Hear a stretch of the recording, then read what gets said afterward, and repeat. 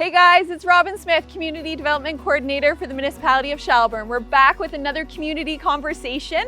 It's episode 4 of season 3, and today we're at the Black Loyalist Heritage Centre. I'm going to chat with Andrea Davis today.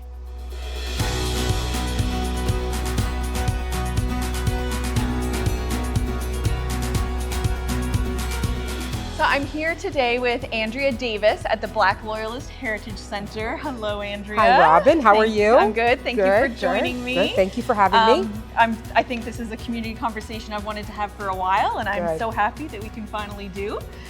So could you introduce yourself first Sure. of all? My name is Andrea Davis, and I am the Executive Director of the Black Loyalist Heritage Centre in Birchtown, Nova Scotia. Nice. And how long have you been here in the role? That's a great question. This is my 4th year. Crazy. 4th year. Yeah.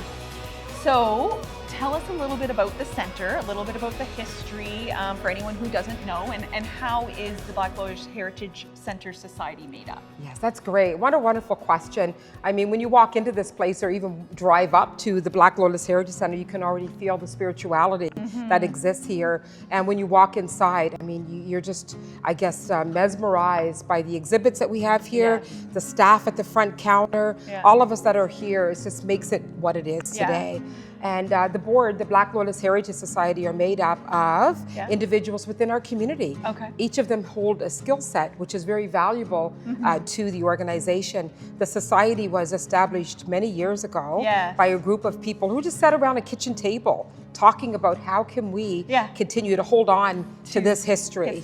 And so here we are today with a beautiful board of directors of the Black Loyalist Heritage Society. It's a wonderful, wonderful thing. I know every time I come here, I say, if you haven't been to the Black Loyalist Heritage Centre, make a plan to get here, because as soon as you're in the building, it's amazing. And the events that I've been to that have been hosted here, you know, Journey Back to Birchtown and the proclamation events and just anything really, you know, it's just, there's such a sense of harmony, belonging, warmth.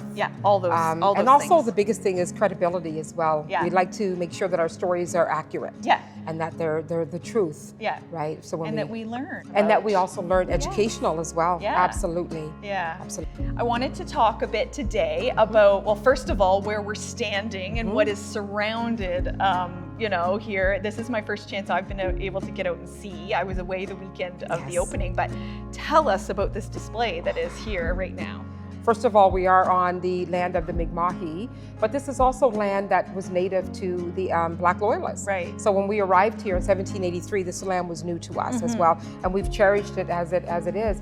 If you take a look around, what we've tried to do is to understand the story of the Black fishers, the African Nova Scotian fishers, which we don't talk about. Right, Robin? So when we were going to school here, we didn't learn about those types of livelihood that the Black Loyalists would have had to survive. And so this is another part of their survival.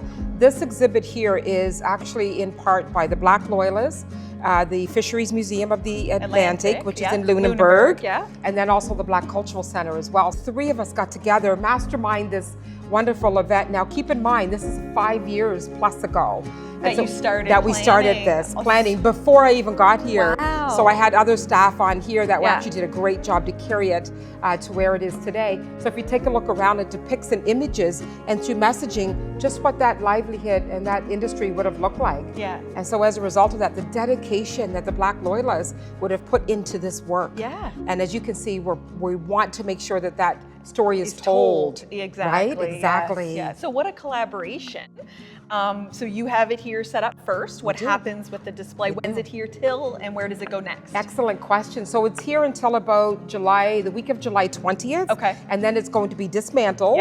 And then it's going to be set up, I guess, traveling first to the Fisheries Museum of the Atlantic. In Lunenburg. And it'll stay there until, I think, August, September, something like that, at least during Emancipation, which is important for us. And then after that, it'll be dismantled, and then it'll go to the Black Cultural Centre in Halifax. And will it become a permanent permanent display It somewhere? will become a permanent display. We hope to bring it back here again, Okay, yeah. perhaps maybe next year during African Heritage Yeah? Month. Oh, nice. So that we can continue to tell that story and the Yeah. legacy. Yeah, The legacy. it's beautiful, and what It a is. great addition to the already, other amazing displays that true. are here in the Thanks, center. Robin. Yeah. The next thing I wanted to talk about, and to really let residents and the community know in case they haven't heard about, is Right. the Canada Strong Pass. Yes. So the Canada Strong Pass, for anyone knows, is a nationwide program for all the museums and some of the national parks, I believe. But tell us a bit about it. Yes, So- absolutely. I believe, Robin, this is our third year or fourth year Yep. of actually promoting Canada Strong. Okay.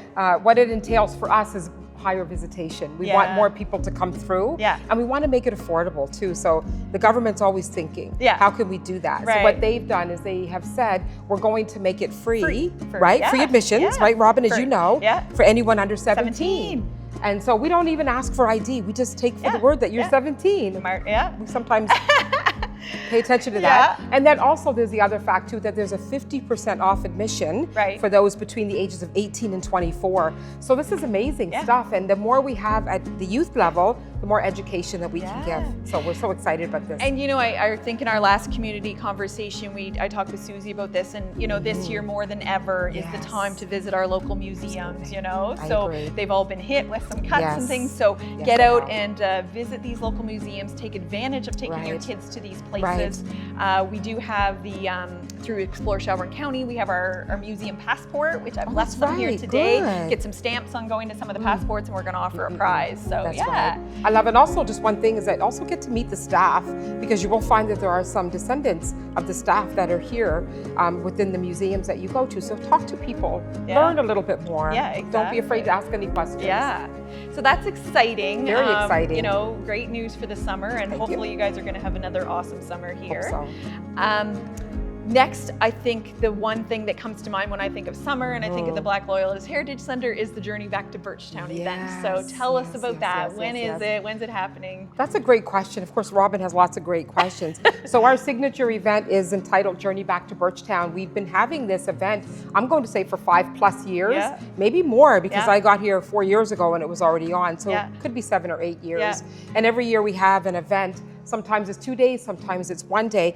This year it's going to be held on Sunday, August the 16th, yes. from Yeah. 10 a.m. to 4 p.m. Yeah. And so we have got an event that is jam-packed. Yeah. So some of the things that we have is going to be a pianist. We Yeah. have somebody that's going to play the piano. Oh, nice. We also have someone that's going to sing the Black National Anthem. Oh, very nice. We also have a clown, Bubbles the clown, if I can say Oh, that. yeah, So we're yeah, hoping that yeah. Bubbles can be here as well. We're also looking at having a mini conference, a Sankofa conference as well, for about an hour and a half, where we have guest speakers. So we've lined up community members to come in and talk to us a little about remembering the past but empowering the future. very nice. So that's our theme for this year's. So some education pieces, Absolutely. some cultural pieces. Some cultural pieces. Yeah. We have drumming as well. We have drumming and dancing as well that's going to be taking place. So it's going to be quite, and some food as Yeah. well. You always need food. Yeah. And so we're hoping that this is going to be great. One of the biggest features we're having is our African drummers. So we have an African drummers to come and do some drumming and dancing as well. So this is kind of a new one nice. for us. There's about 4 of them that's coming dressed in their regalia or dressed in their outfits, and they're going to be Yeah. dancing and Oh, drumming for nice. us. So it's going to be exciting. That's awesome. So follow the Black Loyalist Heritage Centre Facebook Yes. page for all the information. The other thing, Andrea, I wanted to talk about was the center, not just as being a place that people can, get a museum pass and visit, but how this building, this facility is used for so many other things, Yes. So I think of, engagement sessions that have been here and meetings and things, but what was the vision, for the board for this center, to be used for, other than as a museum? Absolutely, Robin. The board had its vision, but I also brought my own when I started here 4 years ago. And I want to remind people that we're not just a place where artifacts come to die. We're actually a place where you can come and engage yourself in the community and get involved in events and get involved in communication. And so some of the events that we have had here was just recently the launch of this beautiful exhibit at the end of May. Yeah. We've also had the Journey Back to Birchtown, which we have every year. Yeah. We recently had Acadia University come through here, and they were on like a retreat.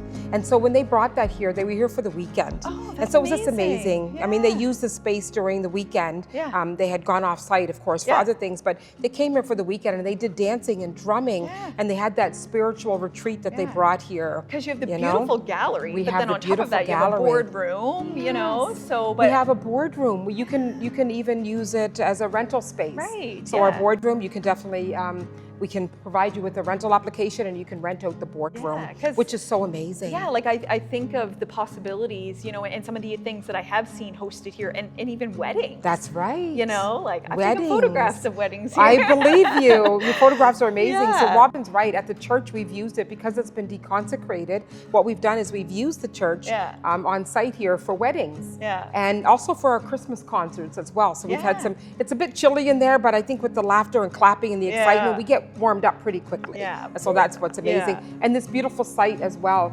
Whenever you have a rental here or you want to retreat, Yeah. you have use of the entire property, which is amazing. Yeah. So for anyone who doesn't know that, like, know that this center is available for use for other things, you know, That's and that's what the board, you know, loves and wants to see. That's kind of right. thing. And, Yeah. and that's what's been happening. So when the board wants and sees it, they're going to have it. Yeah. So we're going to Yeah. get it done. I think you know, everything that the center does and, you know, provides for this community is, you just can't even measure, you know, and it's, I just really hope that anyone who hasn't been out to this center, you know, takes advantage of the opportunity and put it on your list this summer to that's get out. great. And yeah. Absolutely. We challenge anyone. If you'd like to come here, you can ask to speak with me directly, meet my staff, and also get to enjoy the historical reference that we have here within the community. So come out and learn Yes. and educate. And then once you're educated, you can also teach Yes. someone else the story. So Yeah. we'll continue the legacies of the Black Loyalists. The facility here itself, some people don't realize, you know, that it's not just this museum.